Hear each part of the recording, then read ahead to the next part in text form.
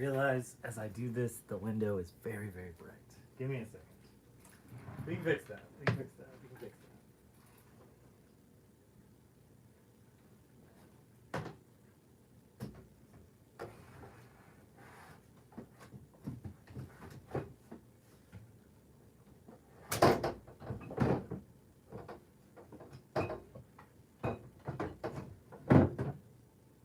In my mind, this was a painless act. It is not, but that's okay. How goes it? I'm your host, Josh Blake. This is Painter's Breakfast, as you well know. Let's eat some food, yeah? So I have kind of a little bit of a mix of foods today. Got my coffee, got my grilled cheese squares, my guacamole, got my... I gotta bring this closer. I feel like I'm too far away.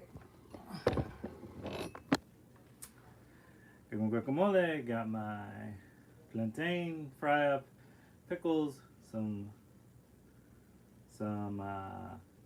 what's the word I'm looking for? Jalapenos. Yeah, it's a good time. Mm-hmm.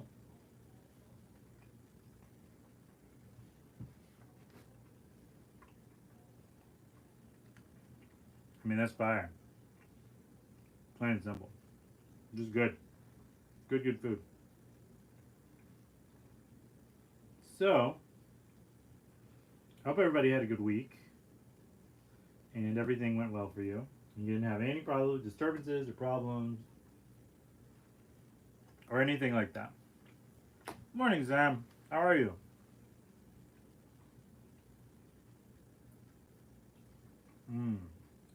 That's good. What's new? I finished the painting. You want to see? Show you. So I finished the painting. Completely done.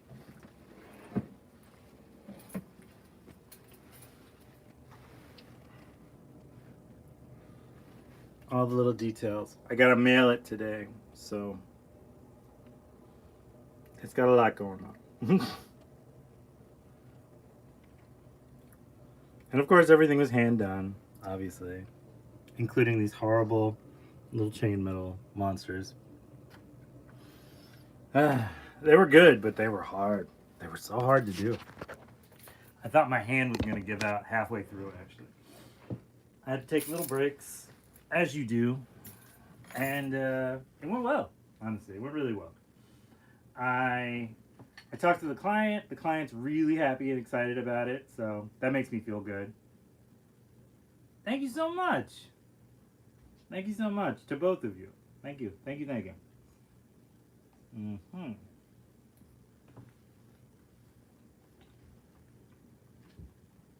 Thank you so much. Drug addiction, D's nuts, drug addiction. Thank you, D's nuts. I appreciate your input.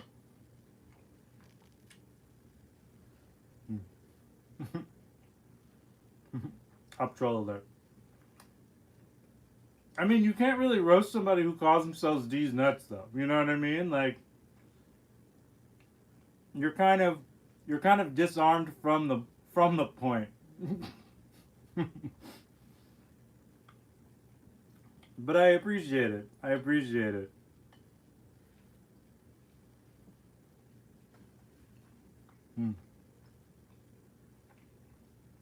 So how's everybody doing? You know? Like, is everything going well?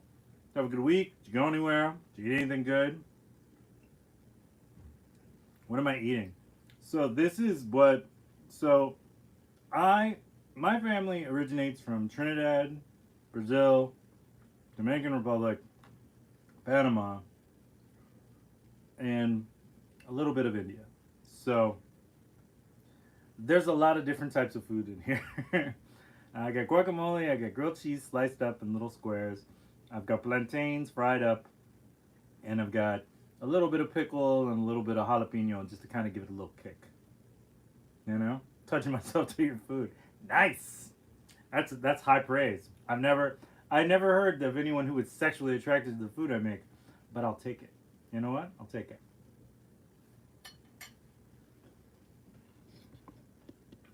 I wanted to make some mango, but my plantain just wasn't kind of working out that way. So I figured the best way to do it would just kind of be like some tostones. So it's cool. You're not a real black guy. Don't hear smoke detectors chirp properly biracial. That's so messed up, but also that's a deep cut. That is a deep cut. I gotta give you credit on that one. There's very few occasions where I'm like, damn, he got me. I don't know what to tell you. I have even a better solution for you. I just don't have a smoke detector. So there, even even darker timeline for you. There you go. Let me say, I missed some of the stuff you said. So give me a sec. I'm an artist too. Nice work in the back. I know good art because many people say because I'm 12. I'm not good art, but I have beat adult artists in competitions because how good I am. Have a good day, bud. Everyone hit that like and follow. Thank you. Thank you. I really appreciate that. I really appreciate that. I have mixed opinions about contests for artists because I feel like it's very difficult to kind of when you're looking at talented work from all over,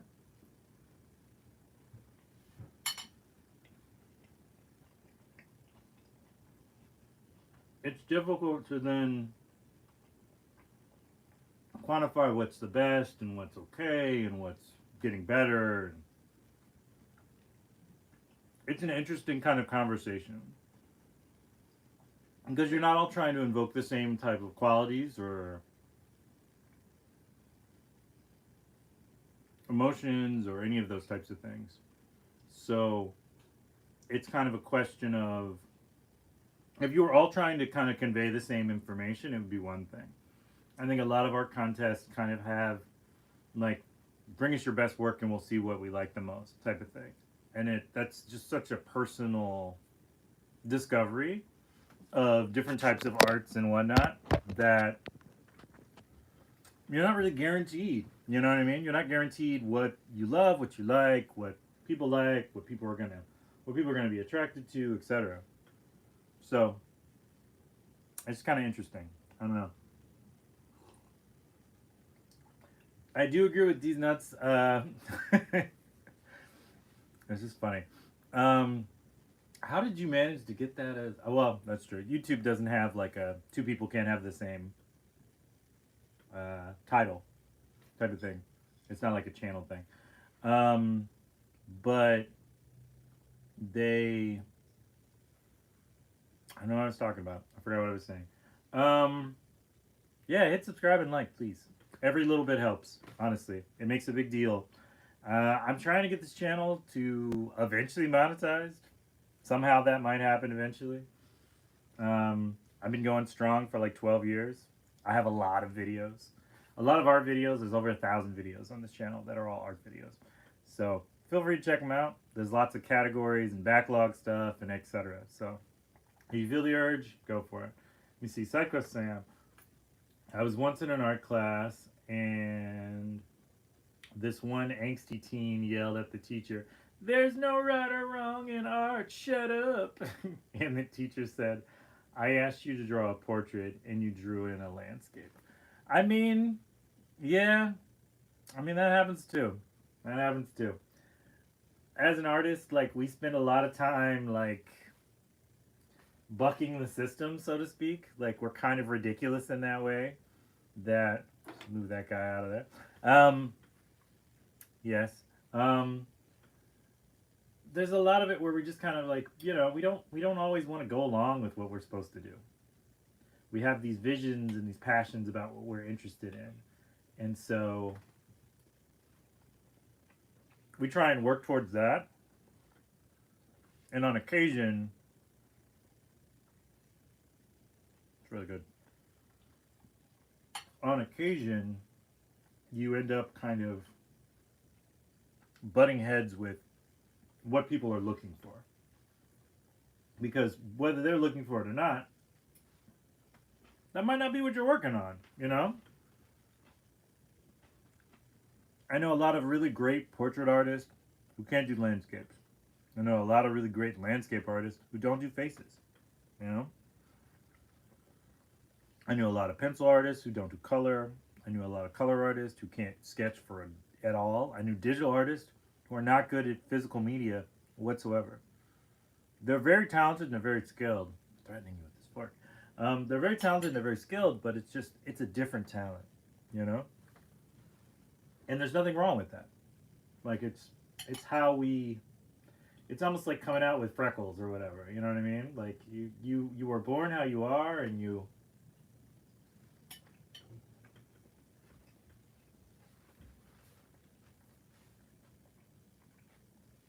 I picked a horrible moment to eat some food.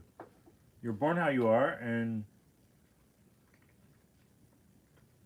you can expand upon it, but you know, it is what it is. When I wanted to learn hands and feet, I spent a year every day, not a year every day. I spent a year, and so every day I would paint, I would draw, sorry. I would draw and I would sketch and I would paint and I would use different medias and charcoal and pencil and pens and brushes and all these things, studying different forms and hands and all this stuff with all that stuff. And I got pretty good at it. I mean, I still don't like drawing them or painting them, but I got good at it eventually. And that's kind of the thing. Like, if you're passionate about it, you'll kind of work towards it and keep it all going and just, you'll figure it out, you know? But it's that whole aspect. You have to be willing to kind of work at it. I know it's not fun. I'm very aware it's not fun. I'm insanely aware that we would all rather be painting. I got a new Lucky Cat, by the way. Also, I got one little nosy cat. Producer Roach, how's it going? You okay? She just wants to steal my food. She's not tricking anybody. Producer Tom is passed out. But I did, like I said, I got a new Lucky Cat. Ba-bam. Doing the thing. Are you trying to investigate Lucky Cat? Is that what you want? You can't have Lucky Cat. I'm going to go away. So, I've got to trek through the snow. Snow's mostly melted here. Trek through the ice at this point. Wrap that up. And then mail it off today. I'm going to do that around like 1:30. So like an hour and a half here in Maryland. And that'll be that.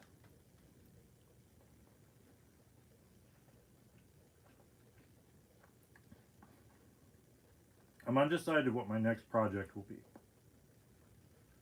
Because I have a few going on right now. But I'm not sure what the next big focused piece will be. And sometimes, like, that's okay. You don't need to know. I think the biggest flaw that I have had, and a lot of artists I know have had, is that you think your next piece needs to be twice as good, if not 3 to 4 times better than your current piece that you're working on. And that'll just drive you crazy. Just make art. Always be making. My saying has always been, and I say it a lot on social media, always making. Because you're always coming up with stuff. You're always creating. You're always painting. You're always drawing. You're always planning. You're always doing all these things. It's just important. It's really important. Let me see. You mentioned last time there wasn't much POC Renaissance style art. I went looking and couldn't find anything modern because it sounds like a cool as fuck idea. I mean, I've found a few artists who do. I can't remember this artist's name, but he does like black men in like big clothes in Renaissance painting styles, type of thing. And that's really cool and beautiful. But I kind of felt like, as much as what he does is great, I felt like there shouldn't just be one. You know what I mean? Just one artist seems kind of crazy.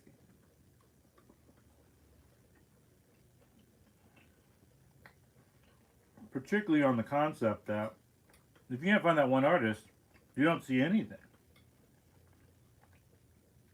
So that's been kind of my thing that I've been trying to do. I think being a student of the arts, as well as being a painter for so long, you're such a creep. She's just staring at my food. Get away from me. Um, as being a student of the arts, I've learned that it's hard to find stuff sometimes. And also, because of the different places that the art comes from, they have certain rules that they don't abide.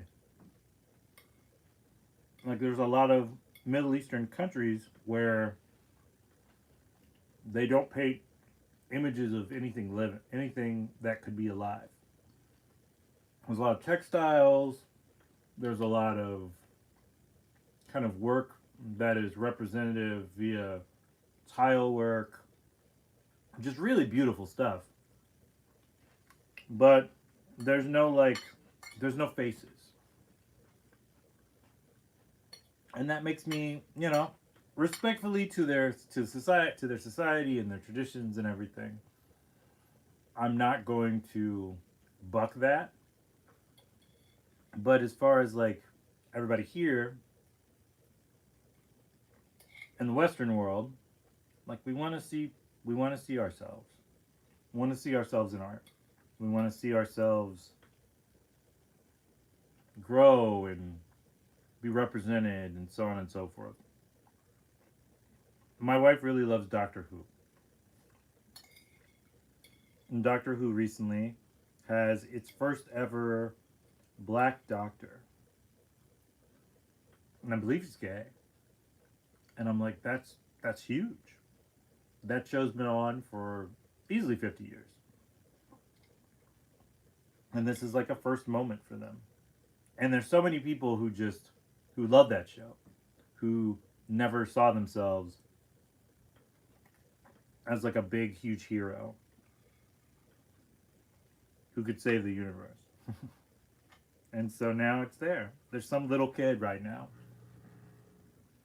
who's like, I'm gonna be the next doctor. You know what I mean? And that's so cool. And I want that when they look at art. I want them to look and see it and go, I'm gonna be the next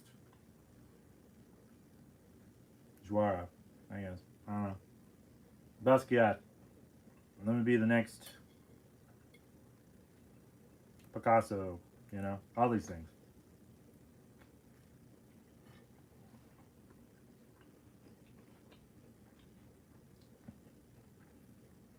I just feel like the pressure for a lot of people to be the first is oftentimes so overwhelming that they freeze up and they don't actually end up doing it. They're worried that like I've got to do this and I've got to do that and it's such a big deal and it's all these things. Yeah. I was thinking Sam, because you're in Australia. That's so there's so much there's so much art from different cultures in Australia that I always think is really interesting because as big as America is, and even the Caribbean is, there's not as much famous or even celebrated art that you see. And that's, it makes me a little sad because there should be. I think the weird thing about a lot of the stuff, I promise I'll get to your comment. I think the weird thing about a lot of stuff in the US is they had the Harlem Renaissance, which was around like the early 1900s, and where I was born in the late 1900s. Um, they had all these Harlem Renaissance painters and whatnot, but the artwork was just kind of collected and then held in like vaults and whatnot. And they're in a couple of museums. Excuse me. They're in a couple museums, but they're not. You won't just stumble across them. And I always think that's sad because like we should see this amazing iconic artwork that inspired so many different people everywhere because it's American art. You know what I mean? Like it's quintessentially American art, and you would not know because it's hidden basically. And I mean, there's probably a lot of factors that play into it, but I'd like to see more. I love discovering art. I think that's just so beautiful and so constantly amazing. All right, what'd you say, Sam? Yeah, it's a conflicting thought knowing to keep something culturally sacred, Aboriginal dot art, solely belongs to them. Yeah, no, I'm just thinking about that too. I think that's kind of one of those things where I remember studying that in college and being blown away by it and realizing like unless I go to Australia, I'm not gonna physically see it anywhere. But I mean, I know Tibetan monks do kind of like a drip art type of thing. Um, it's very interesting. It's very beautiful. I love the temporary aspect of it. The fact that it's not forever art is such like a powerful and beautiful thing that I think a lot of people can't quite grasp because they think of we all live kind of in a society where like it's mine and I hold it and it's mine forever type of thing. So for us, the concept of someone making something and then it just kind of going away at the end of the day, almost like sidewalk chalk art, is wild and crazy. They have like festivals where they do like graffiti festivals and art stuff where it's just temporary pieces they're gonna come back down, and like people can't grasp that. Like every time I do a mural, somebody's like, that's gonna go away one day, and I'm like, yes, I am aware. I am aware of this. It is not a new idea to me. Um, but like they're completely blown away by it.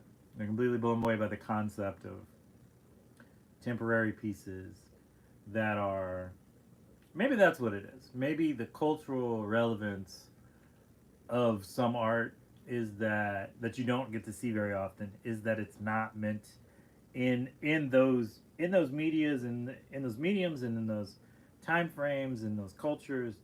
They're not trying to make something that's going to last hundreds of years, partially because of wealth, because you can't buy the most expensive things to make it so it'll last forever. I think of some of the work that I did when I first started off. Like, I just made lots and lots and lots and lots of art, and I did not do it on the concept that I was worried about in 30 years, what is this going to look like? There was this time when I was in the National Portrait Gallery in Washington, D.C., and they had some sketches on cardboard and napkins with grease pencils by Toulouse-Lautrec. And I remember seeing it and getting infuriated. Not because it wasn't good, it was very good.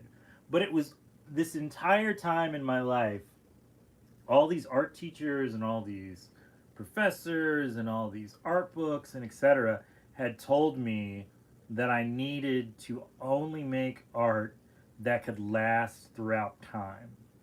And anything that wasn't essentially capable of lasting forever was not real art. And so I didn't consider myself a real artist for a while. Or I didn't consider myself someone who could be looked at as a real artist by other people. I know that's really bright. I'm sorry. Um, and then I realized like how silly that was when I saw the Toulouse-Lautrec work. It was we were going. My wife and I were going to see these Van Gogh paintings that were there, and they were like we were all surprised because they were so small. They were only like this big, like these famous paintings that you've seen forever with these thick lines and these thick brushstrokes and everything. Were only about as big as like a regular size painting that you would find a canvas that you would find in any local art store. They weren't gigantic monsters that overtook the world and the walls and this line of sight. Like you could walk right past them and never know. And when I saw that, it was just kind of that thing where it was Lautrec in a corner somewhere, little grease pencils. Same thing with Basquiat. When we went to the Hirshhorn to see the lifesaver shaped museum, to see the work, there were a lot of like sketches on pieces of paper that were just framed. And they were countless and unimaginably priceless works of art that were done on scrap paper, newsprint, newspaper, uh, whatever. But they were amazing. They were so amazing, and people were coming from all over the world to see them. So do not do not shy away from making your work on scratch paper and then framing it, because it's still art. It's still very beautiful artwork. All right, what'd you say, Sam? Let me see. Going to see temporary art upsets the. I don't want art to abandon me. I might as well cut out the middleman and paint my dad. I get you. Yeah, I mean, it's hard. I think being an artist is difficult. I think the lie that people put across this idea that like being an artist is this really simple thing. You sit down, you make a couple lines, you draw, you play around. People go, "Oh, that's so cool! I want to buy that." But like, there's a lot of time where like radio silence is necessary, or it's not necessary. It's practical. It's gonna happen. Like, I'm gonna mail this off, and I might not get any commissions for a couple of months after this. That's okay. I've got work I gotta make for a couple of people.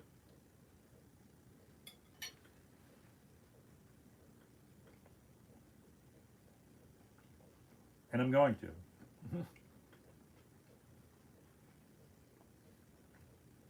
I've got to design some things. I've got to make some molds of some things. I'm going to do some little piggy banks for my next art show. I don't know when my next art show is, but I plan on doing that. I might do some cons. Might do some artist alleys. That might be fun. Um, there's a lot of cool stuff, you know? You just got to kind of plan ahead and realize you're incredible and your artwork's incredible, and you will find your audience. And silence is not violence in this case. Silence is retrospective time. I think work like the banana taped to the wall or the plain blue painting made society a little cynical, undeservingly. Yeah, a little bit. Those were kind of cons in a lot of ways. My wife's here, Alec Blake. Hello, my love. Um, would you document for YouTube your next art show? Yeah, I will. I'm not great at it. I'm not gonna lie. I forget sometimes to do that. But yeah, I will. I will. I will make it a point to try to. I'll make it a point to try to document it a little better. I'll get on. Alec will get on me about this. She's better about putting my feet to the fire, so to speak, when it comes to these things. I make it a point to try to do really well as far as documenting everything and doing stuff, but sometimes it takes time to remember to do these things.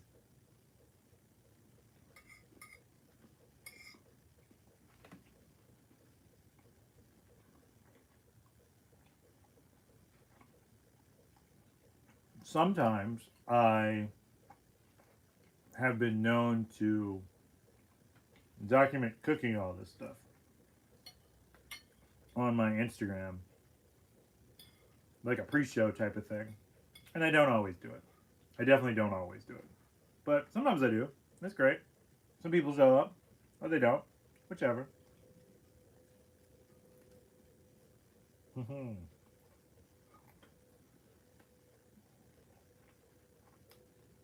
My eyes are bigger than my mouth.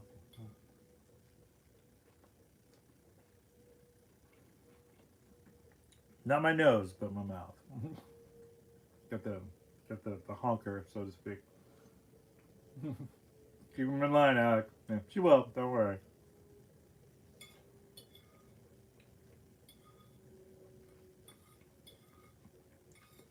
She definitely keeps me on my grind.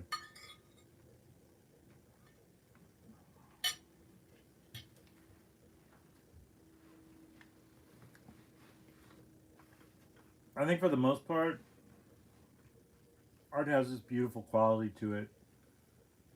I can't hear you because I don't have my headphones. Oh, I'm sorry. I gotta remember. I gotta remember to bring Alec her headphones at work when I drop off the painting. When I ship off the painting, it's very important. Let me see. I can't hear you because I'm at work and I forgot my headphones. But after 12 years of marriage, keeping him in line is heavy work. Thanks, babe. Um, yeah, you know, she's not wrong. I am very stubborn. Mostly gotta make sure he takes care of himself. These and art. These and art to that in itself. Respect. Cheers to that. So, a little bit of a sketchbook tour, if we will. So this is my current sketchbook that I'm working on. So, it's not finished.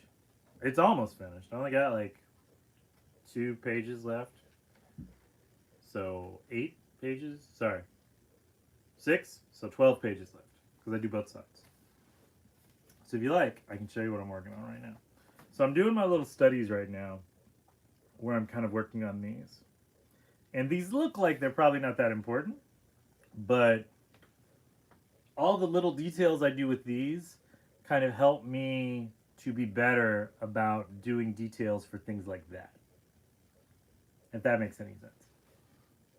So, to express and explain for the big guy, my reflective stickers, by the way. So everything that anybody orders from me, prints or paintings, I always put like stickers in the sticker pad. I put like stickers in a letter that I hand write as a thank you letter to everyone who buys things. So if you ever want stickers and stuff, buy a print. They're like $10. So I was reading Moby Dick a while back, rereading it. So I don't know if any of this is any of this makes any sense to anyone else but me. But you got your eye, you got Moby, you got kind of close-ups of him and all that stuff. Hacky jokes. Let me see. What are you guys saying? Also, I'm sure this was addressed, but boo to the smoke detector jerk commenter. Yeah, no, I said that. I told him like jokes on them. I don't have a smoke detector. um, uh, Hacky jokes. DW has his own mediocrity that will eat him slowly. He meant well. What the fuck? What are you doing, man? What are you doing up here? Hmm. Being usurped. I'm being usurped. All right. Okay. So you're gonna be a part of the show right now. All right. So once we move past that, you can help me turn the page. Thank you. That's so nice of you. So I started doing these a while back for like all these bees and stuff I was doing. Let me see, Jay. There's no chirp because I just removed the batteries. Problem solved. Bam! Booyaka! There you go. It worked. Little guys like that. A lot of this stuff is really just kind of me working on textures and patterns. And I think in a lot of ways, you just have to kind of, you have to be willing to just kind of make stuff, you know? Fingers. Um, and just be willing to kind of do whatever. Like Alec and I oftentimes say, and a lot of artists I know say, sketchbooks are meant to be kind of things where you figure stuff out. They're not meant to be stuff where you have completely finished sellable pieces. Not that people don't buy pages, but you're not meant to you're not meant to have like these masterpieces. Every page is not meant to be a masterpiece. That's what I meant to say. And so you just kind of you work on different things. You do textures, you try things out and fail. It's a big important thing to fail. To fail and fail often is kind of a big deal when being an artist. So you just kind of go, you know. I saw a raven. I made a weird raven. And I love like the challenges of stuff. I saw an artist years ago who had all these like little tiny thumbnails, and he would just kind of do these gesture drawings of everything. And I thought about that, and I was like, how do I use a page without going through a page every single time I want to draw something and feel fulfilled, feel that energy, that stifled, crazy, nervous energy of artists when you need to create. So I was like, well, if I make like thumbnails and I make squares and boxes and weird shapes and paneling and stuff like that, and I fill them, then I will feel better about the idea of using up an entire sketchbook. Because I used to just do like the front page of it, and I go to the next page, and I go to that, and then I would just think, oh, that's so nice that you like my work so much. Thank you. Thank you. And then, yeah, stuff like that, you know? Just these wild, weird, crazy little things. And they don't, some of them don't mean anything, and some of them are concepts and ideas of stuff that I'm working on, that I'm currently working on, or stuff that I plan on working on. Things where I'm playing with color, and I'm playing with textures, and designs, and shapes, and Pac-Man, and etc. And you just get into these weird kind of follies and whatnot. So I am lightly sponsored by Yasatomi Ink. So they give me a lot of inks, and I use those. I also use some paintbrushes that are non-specific. I use a Japanese paint pen that is just a very basic one that refills. And I also use Posca markers to do my colors because I like the way the way the paint dries, and then you can draw on it because it dries real smooth texturally. And then I just kind of work on stuff, and I just do things because that's what I do.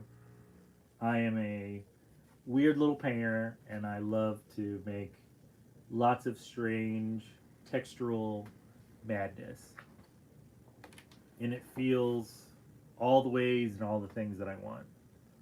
And I draw people, and I draw textures, and I draw designs, and I draw ghosts and skulls, and I work on ideas for actual projects that I'm doing, like the sculpture that's going to be the piggy bank. Um, I've done the. I've already sculpted it. I need to do the molds now, and I'm reading a book currently about how to do those. My brother-in-law is really good at it, and he gave me this book, and I'm going to figure out what type of molds and what craziness I want to do, and then I'm just going to start, basically. I think my fear is that I'm going to waste a lot of money because, you know, you fail sometimes, and failing can be expensive, which is okay if you have the money. If you don't, it kind of sucks. I might use Legos. I've heard Legos is actually a good way to save money on doing the sealing a mold so that you can pour it so that it works. So I might do that. And this is what that looks like, actually. The beast. You want to see what it looks like, actually? Let me show you. Here's the other side. Ouch. So, the actual sculpture is over here because I brought it from my studio, my old studio. So I'm going to mold it and sculpt. I've already sculpted it. I'm going to mold it and then make it out of resin, and then I'm going to paint it. And it is a gorilla in the front and a skull in the back.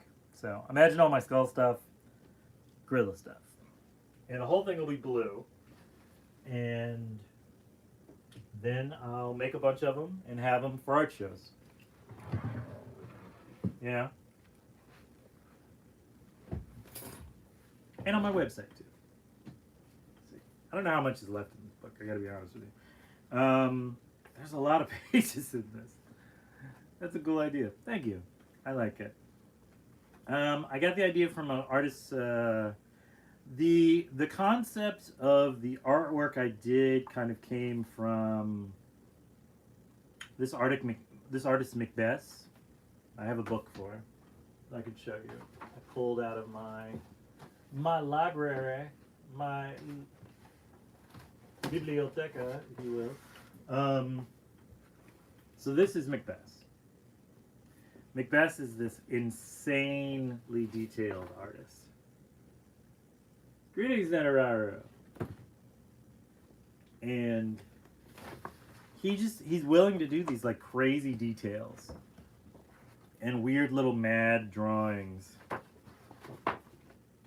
And I've always loved his work. So I bought this book many, many years ago. I recently tried to see if there were any other ones of this book in circulation. And apparently this art book I paid, I think like $50 for, $40-$50 for. It's worth like $300-$400 now, which is crazy. And it's mine, and I'm gonna keep it forever. But yeah, this is Macbeth. Macbeth does the crazy stuff like this. So I always loved his work, and it just felt good to make something that kind of felt in that regard for me. There we go. And yeah, so I've been working on that for a while.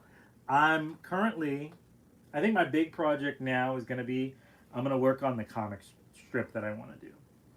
And with the comic strip, I'll give you a taste of what it is. So I'm making a goofy little wrestling type of one. And so it's going to have lots of like little stuff in it and stuff like that.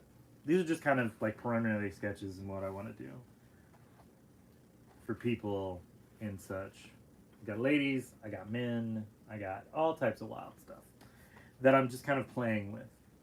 And I feel really good about it. I need to get another sketchbook to dedicate to doing this so that I can kind of get it all going in a way. My big plan is to just illustrate this huge wild thing where I just go forward and I just make stuff and then it goes. I want to dedicate another book, another probably bigger version. I've got a bunch of ones down there. I should just use those.